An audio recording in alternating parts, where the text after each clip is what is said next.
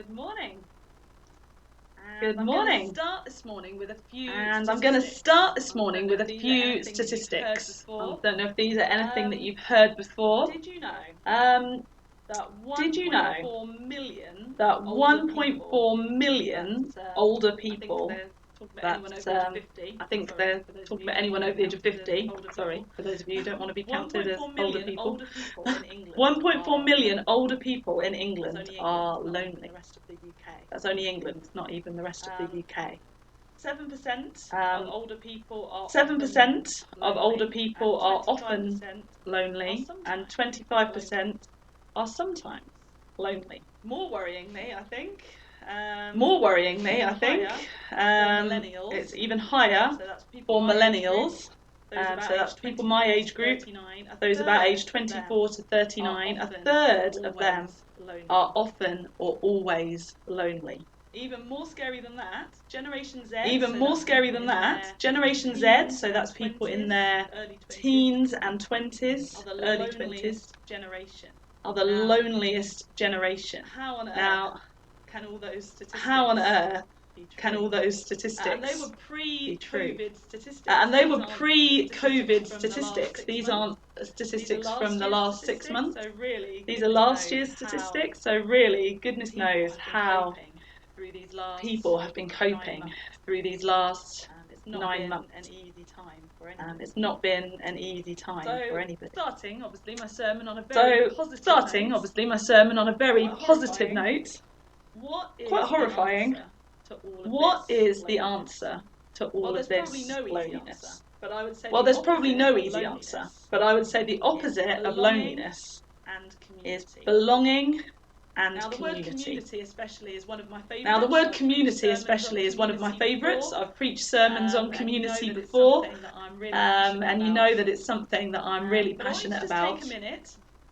But I want you to just take a minute and have a think. What is community? So if someone says that word to you, what does it mean?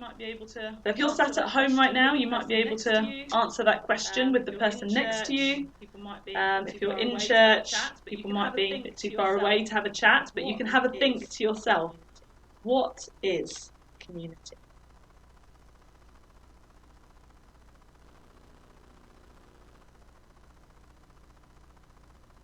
Now, even if you Google the word community, it doesn't come up with like an easy answer. But it's basically this feeling of belonging somewhere. It can be based on location. It can be based on occupation. It could be based on social activities. Having something in It might be having something in common with someone, whether that's different characteristics or your identity is have something in common. But I think the thing that sums up community to me is about sharing life together. So not trying to do things individually or on your own. Who is it that you do life with? Who do you share your life with? And that is your community. And I think it links really well with our church's kind of mission statement, connecting people with Jesus and with one another. And we see it, don't we, around the church. It's written on the wall in a few places, on the church website. That is what we're aiming to do, connecting people to Jesus and connecting people to one another as well. Because the church is all about creating a community. Not just being a community, but creating it and expanding it and doing more so that more people can feel like they belong and are not on their own. Because people need it, don't they? People need community. God made us this way. And we know from Genesis 1 and 2 that God said it's not good for man to be alone. We need people around us. It's not good to be isolated. And when we do life together, we're living the way that God created us to be. Jesus did the same when he was on his kind of earthly ministry. He didn't do that alone. He did that with his disciples, with people around him. The same with Paul when he was going around doing his kind of mission and evangelism. He was not doing those things alone. We are created to build community together. Now, in the passage today, Now, which hopefully someone's already in the read, passage today, which hopefully someone's already read, we see one of these ways that Paul is working in the community. But I won't read the whole thing again, but I want to read the little bit at the end again, which is the bit about Lydia's conversion. You see, Paul and his team had really been led by the Holy Spirit about where to go next and who to see next and which places to visit.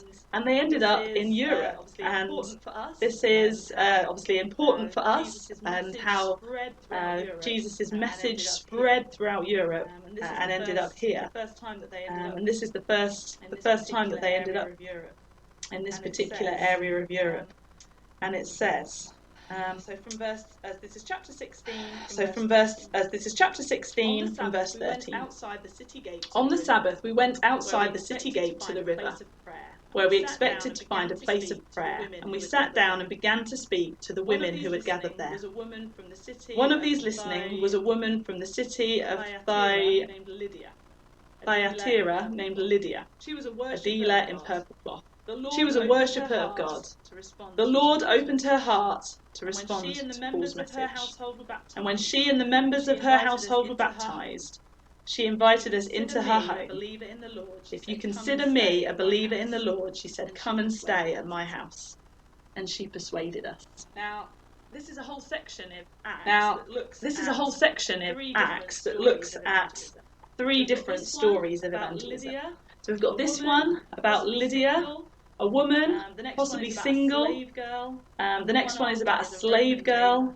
And the one after is a Roman jailer. And the fact that these three stories come together, it just really shows to me how diverse the message was and who it was going to. And Paul's ability to spread it to so many different diverse peoples. It reminds me of that passage in Galatians, that there is neither male nor female, slave or free, Jew or Gentile, because that is what we have these passages. We've got a female, a slave, and a Gentile, all in these stories. Paul is following in Jesus' footsteps. To create a new community, one that is diverse and different and accepting of all sorts. And we can see in this story principles for evangelism that we can follow as well.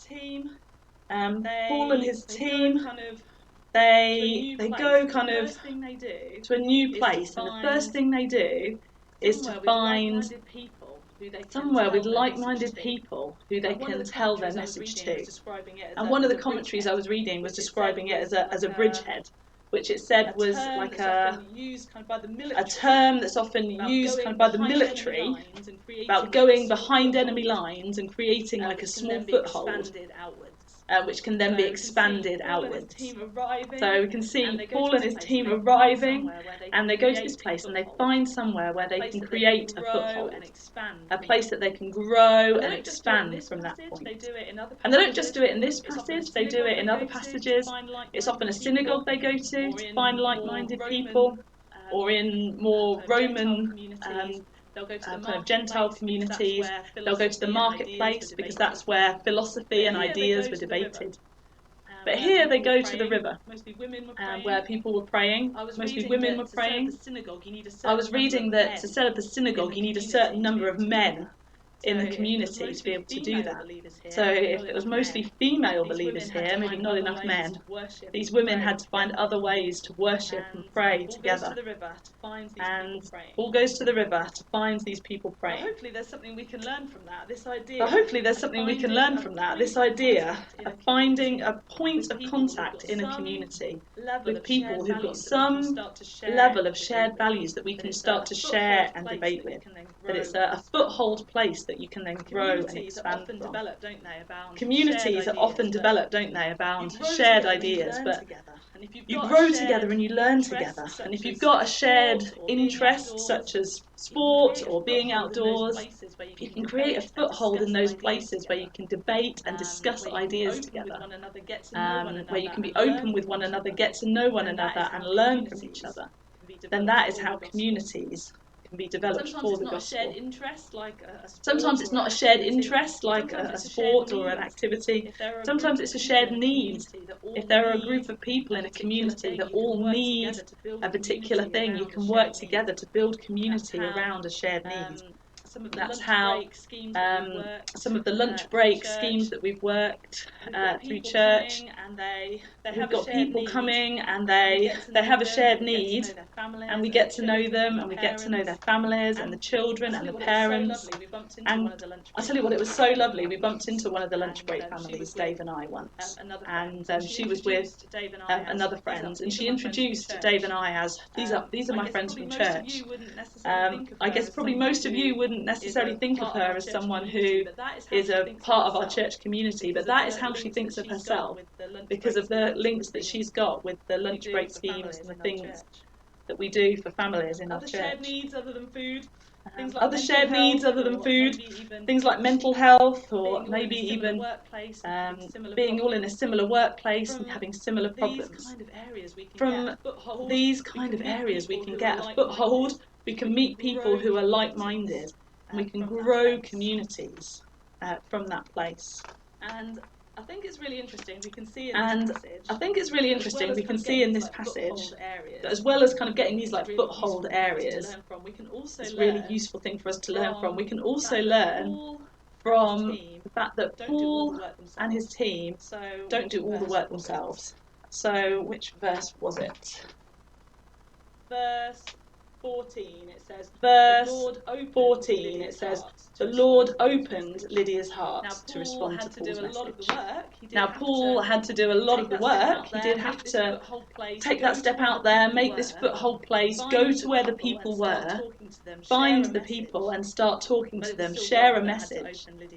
But it was still God that had to open Lydia's heart. And it gives a really kind of good message to us that, yes, we have to be obedient. We have to take the initiative when God asks us to. Be faithful when he asks us. But actually, God takes care of the rest.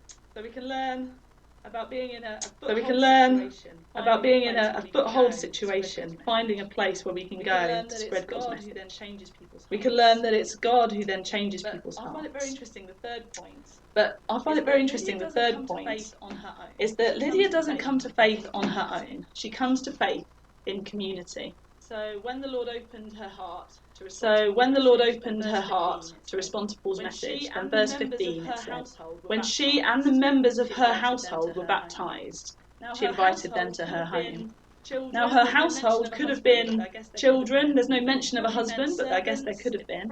Probably meant servants. It probably meant workers from her purple dyeing business. Anyone who was part of her household. It would have been a much bigger thing than just her immediate family. They were all baptised and became believers. Now, I think that's a really hard thing for us to understand in our culture, where we so see individual faith as what's important. It's not very kind of Western. It's not very kind of Western.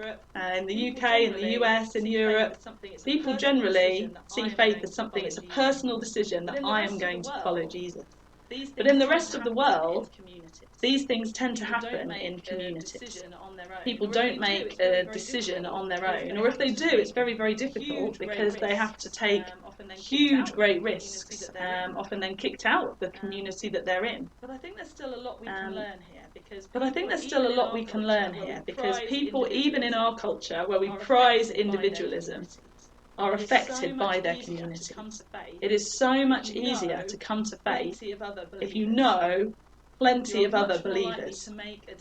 You are much more likely to make a decision to follow Jesus if you know lots of people who do it and see how it works in their lives.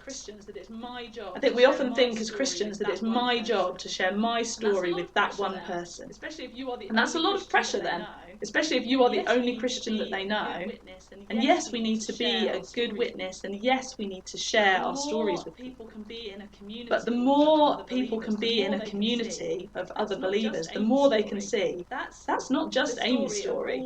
That's the story of all these people here. They've all seen God work in their life. It's not a one-off. And the more they know other people, and the more they can be involved in a community that is centered around God, the more that is going to infiltrate into their lives. And that's why it's so important that we don't just focus on bringing individuals to church. If we can get to know their whole family, they are more likely to make a decision as a family that yes, this is the community we want to be part of.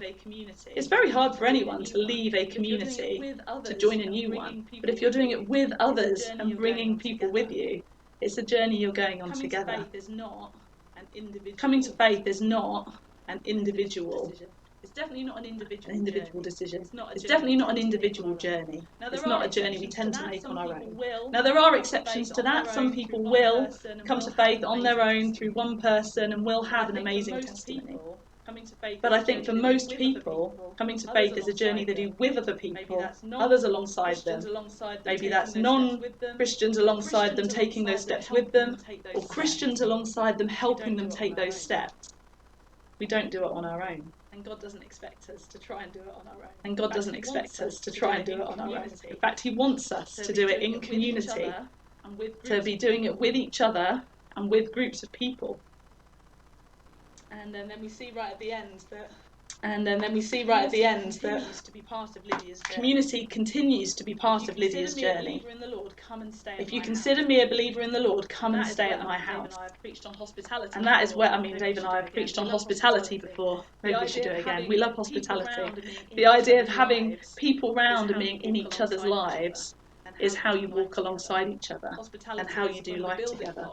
Hospitality is one of the building blocks of community. So I don't know about you. You might be thinking right now, well, great. Thank you very much, God, for creating us to need community. We're currently living in a world where the government is regulating against that. We're not supposed to see each other. We can't meet indoors. We're not supposed to even meet outdoors in big groups. We're in tier 2. We've got to socially distance even when we can meet people outdoors. This is not great news for trying to do community, to build community. And I have to say, I found it really hard. You guys all know that I'm a bit of an extrovert, and that I like being around people, and I get my joy from life around being around people. And all of my kind of mission that I feel God's given to me is to do with people and meeting people and building community and sharing what God has done. And now we're living in a world where that's really, really tough. I wasn't too sad when churches had to close at the beginning of lockdown in March. That first few weeks in March where we were first recording our services, and Dave and I were sitting on the sofa at home with just a phone in front of us, filming onto Facebook. And that didn't make me sad, because I still felt, the church, we're not a building, we are a community. It doesn't matter if our buildings are closed. I was actually more sad when churches reopened. Because churches can reopen, but we're not allowed to give each other a hug. And churches can be open, but you've got to stay apart from each other. You're not allowed to socialise before or after. You can't find out whether people are having a difficult week, or they need a hug, or we can't lay hands on people to pray. And for me, that's a big part of what church should be. And that made me sad that a lot of the things that church should be, it's very, very difficult to do right now. So I was thinking through this week, and I put on the church WhatsApp group, help, I need some inspiration. How can we still be community in times of COVID? And I'll tell you what, I got some brilliant answers. So I'm going to share some of the things that people are doing to still be community right now.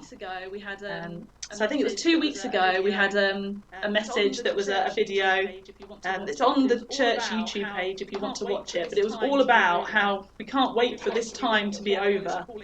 We've got to be looking at what God is calling us to do now. And I think some of these things that people are saying, it's not about waiting for when we can hug each other again. What we can still be doing God's message now. We had an amazing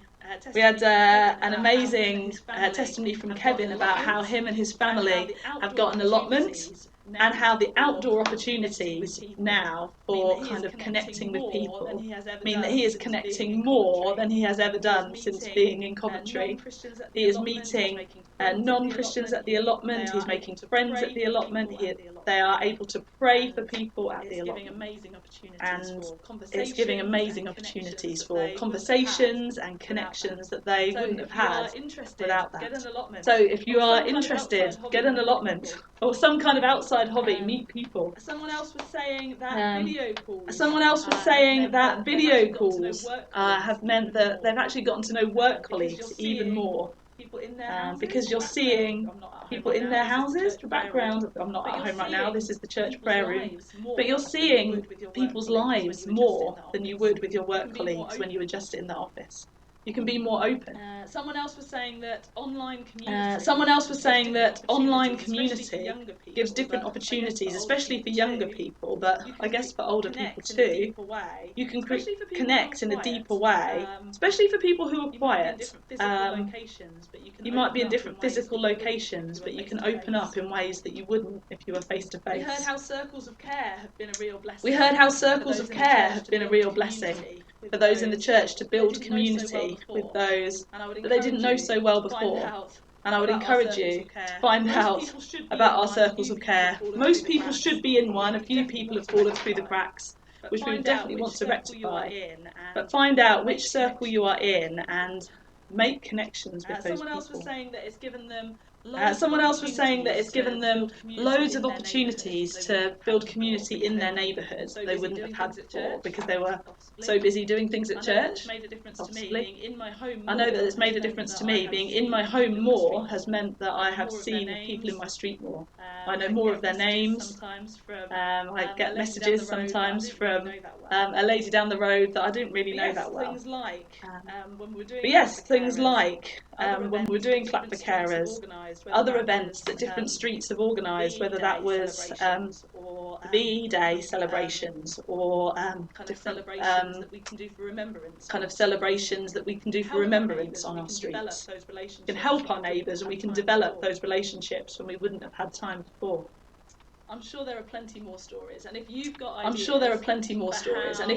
ideas for how you could develop community, even though we can't meet inside each other's homes, I'd be really keen for you to share those. Either send them to church, or put them on the church WhatsApp group, or email me, and we'll see if we can spread some of these answers around, because we need the inspiration. We can't be waiting around for this virus to be gone. We need to find ways to be community now. So if you can't get an allotment, maybe some of these things are things you can do. Be someone who can afford to buy Could you be someone who can afford to buy a patio heater? We're allowed to meet outside in gardens.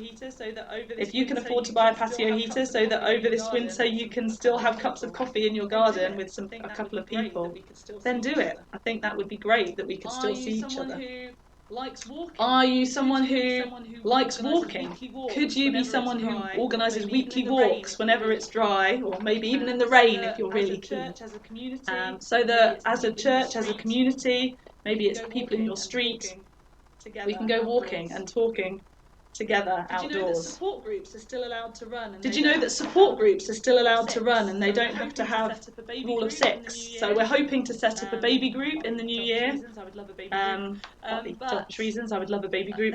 But there are lots of other support groups. If you are passionate about mental health, we could set up a mental health support group. If you are passionate about supporting people with addictions, we could try and do that. These things are allowed to run in our building if we have the people who are passionate about those things and are not kind of vulnerable, and you are wanting to be out and about some more. And we know that that's not for everybody. Maybe you could organise an event on your street. Even if it's just bonfire night, or maybe it's something for bonfire night, or maybe it's something for like having some neighbours round for some sparklers in your garden at some point that week. What could you organise? But yes, especially find ways we are about connecting to be community. We are about connecting people to Jesus and to one another. We can still do that in COVID times. So Father God, we thank you. that you created us to be in community. You created us to want to have relationship with you and to want to have relationship with those around us. And that's hard right now, but we also know that you can enable us to do all things. And I pray that you would inspire us to be community in our areas, in our locations, in our workplaces, in our streets. Help us to get to know people, so that just as Lydia and her family came to know you, we can help other families and other communities to grow closer to you. In your name we pray. Amen.